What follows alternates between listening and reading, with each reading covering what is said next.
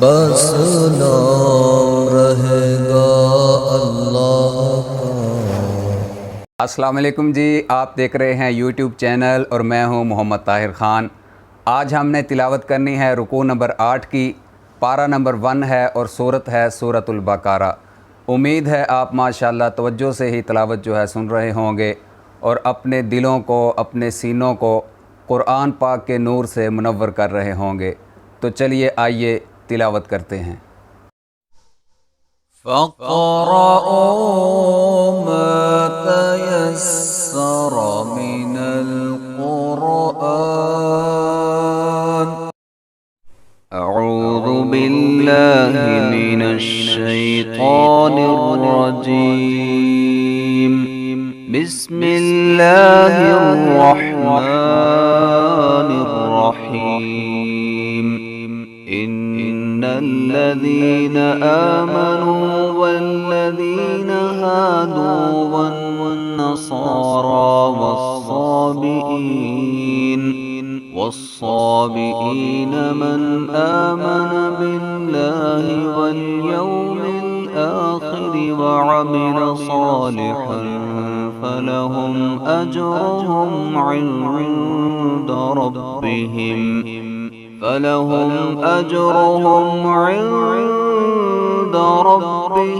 ولا خوف عليهم ولا هم يحزنون. وإذ أخذنا ميثاقكم ورفعنا فوقكم الطور خذوا ما آتيناكم بقوة واذكروا ما فيه لعلكم تتقون. ثم توليتم من بعد ذلك فلولا فضل الله عليكم ورحمته لكنتم من الخاسرين. ولقد علمتم الذين اعتدوا منكم في السبت فقلنا لهم كونوا قردة خاسئين فجعلناها نكالا لما بين يديها وما خلفها وموعظة للمتقين. وإذ قال موسى لقومه إن الله يأمركم أن تذبحوا بقرة قالوا أتتخذنا هزوا قال أعوذ بالله أن أكون من الجاهلين. قالوا ادع لنا ربك يبين لنا ما هي قال إنه يقول إنها بقرة لا فارض ولا بكر عوان بين ذلك فافعلوا ما تؤمرون.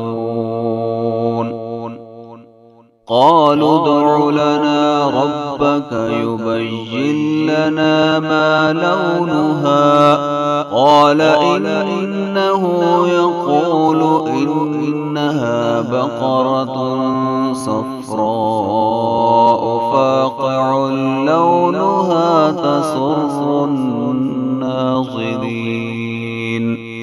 قالوا ادع لنا ربك يبين لنا ما هي إن البقرة شابه علينا وإنا إن شاء الله لمهتدون.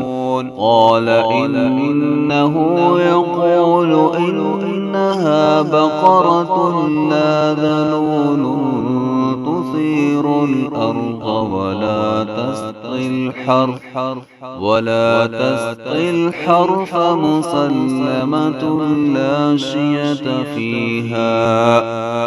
قالوا الآن جئت بالحق فذبحوها وما كادوا يفعلون। जी तो ये थी पारा नंबर 1 सूरतुल बकरा के रुकू नंबर 8 की तिलावत। अगली वीडियो में इंशाअल्लाह रुकू नंबर 9 की तिलावत करेंगे। अल्लाह पाक आपको खुश रखे, सलामत रखे। अल्लाह हाफ़िज़।